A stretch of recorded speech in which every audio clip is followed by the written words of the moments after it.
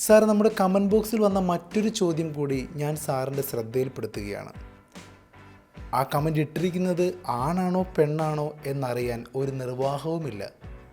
കാരണം ഒരു fake account പോലെയാണ് തോന്നുന്നത്. എന്തായാലും ആ ചോദ്യം ഇങ്ങനെയാണ്: ഒരുപാട് ബോഡി കൗണ്ട് ഉള്ളവരെ കെട്ടിയാൽ മാരേജ് ലൈഫ് തകർന്നു പോകുമോ? I mean, do virginity matter when it comes to marriage?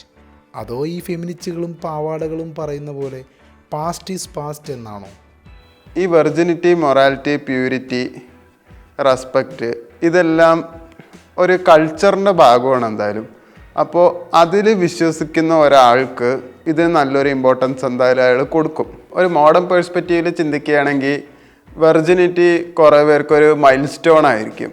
ഒരു പാർട്ട്ണർ എന്ന നിലയിൽ വെച്ചിട്ട് നോക്കുകയാണെങ്കിൽ അയാളുടെ ബന്ധത്തെ, അയാളുടെ വാല്യൂനോ അതൊന്നും വലിയ ബാധിക്കുന്നൊന്നും ഉണ്ടാവില്ല എന്തായാലും. അടുത്ത ചോദ്യം താങ്കൾ ചോദിച്ചാൽ ഇത് വിവാഹത്തിന് ഒരു പ്രാധാന്യം ഉള്ളതാണോ എന്നാണ്. ഒരു സക്സസ്ഫുൾ മാരീഡ് ലൈഫിന് എന്തായാലും വേണ്ടത് ട്രസ്റ്റ്, മ്യൂച്വൽ റെസ്പെക്റ്റ്, അണ്ടർസ്റ്റാൻഡിങ് എന്തായാലും വേണം.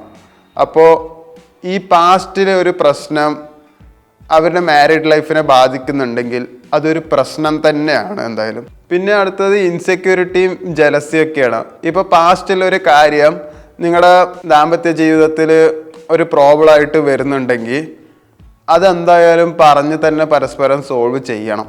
അപ്പോൾ അതിലൊരു ഇൻസെക്യൂരിറ്റീസ് നിങ്ങൾക്കുണ്ട്, അതിലൊരു ജലസി ഉണ്ടെങ്കിൽ അതെന്തായാലും ഭാവിയിൽ എന്തായാലും പ്രോബ്ലംസ് എന്തായാലും ഉണ്ടാക്കും. ഇനി അടുത്തത് ഫെമിനിസ്റ്റ് പറയണ പോലെ പാസ്റ്റ് ഈസ് പാസ്റ്റ് എന്ന സമീപനം. ഒരു സ്പെസിഫിക് പേഴ്സൻ്റെ പാസ്റ്റ് അയാളുടെ ഫ്യൂച്ചറിനെ നിർവചിക്കുന്നില്ലെന്ന് പല ഫെമിനിസ്റ്റുകളും പറയാറുമുണ്ട്.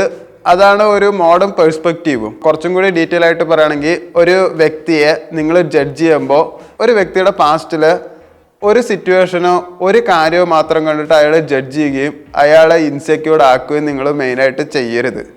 അങ്ങനെ ജഡ്ജ് ചെയ്യാനും പാടില്ല. അത് നമ്മുടെ ഇന്ത്യൻ ലോയിലടക്കം പറയുന്നുണ്ട്. അതൊരു തെറ്റായ കാര്യമാണ്. പല സിറ്റുവേഷനാണ് എല്ലാവർക്കും ഉണ്ട്. ആ സിറ്റുവേഷൻസിൽ കടന്നു പോകുമ്പോൾ മനുഷ്യൻ പല രീതിയിൽ മാറും. പക്ഷേ ഇപ്പം അവരെങ്ങനെയാണ്, ലോയലാണോ ഓക്കെ ആണോ എന്നുള്ളത് നിങ്ങൾ മനസ്സിലാക്കണം.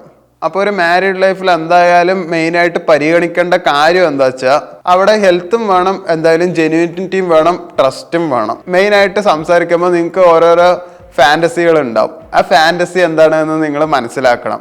I mean sexual fantasy. ഇത് മനസ്സിലാക്കിയിട്ട് പരസ്പരം അത് പറ്റുമോ എന്നുള്ളത് അത് പരസ്പരം ചർച്ച ചെയ്യുക തന്നെ വേണം. അപ്പോൾ ഇവിടെ മെയിനായിട്ട് നിങ്ങൾ ചെയ്യേണ്ടത് എന്താ വെച്ചാൽ value about the sex, Fidelity, ഇങ്ങനെയുള്ള കാര്യങ്ങളൊക്കെ പക്കയായിട്ട് പറഞ്ഞ് മനസ്സിലാക്കണം. നിങ്ങൾ അതിനെ പറ്റിയിട്ട് മെയിനായിട്ട് ഫോർമലായിട്ട് ഒരു ചർച്ച നിങ്ങൾ പരസ്പരം ഉണ്ടാക്കിയേ പറ്റുള്ളൂ.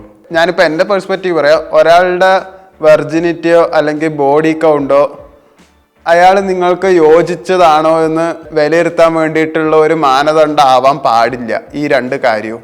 അങ്ങനെ ഒരു പെർസ്പെക്റ്റീവിൽ നിങ്ങൾ കാണണമെങ്കിൽ നിങ്ങൾക്ക് അയാളെ സ്നേഹിക്കാനും ബഹുമാനിക്കാനും വിശ്വസിക്കാനും പറ്റുമോ? രണ്ട് ലൈഫ് പാർട്ട്നേഴ്സും ഒരുമിച്ച് അവരുടെ സമാനമായിട്ടുള്ള മൂല്യങ്ങൾ ചർച്ച ചെയ്യുകയും പങ്കിടുകയും ചെയ്യുകയാണെങ്കിൽ അവരുടെ പാസ്റ്റ് എപ്പോഴും കൂട്ടിക്കുഴച്ചിട്ട് ഇക്കാര്യം പറഞ്ഞിട്ട് നിങ്ങളുടെ ഒരു മാരീഡ് ലൈഫ് അവിടെ തകർക്കാൻ പാടില്ല.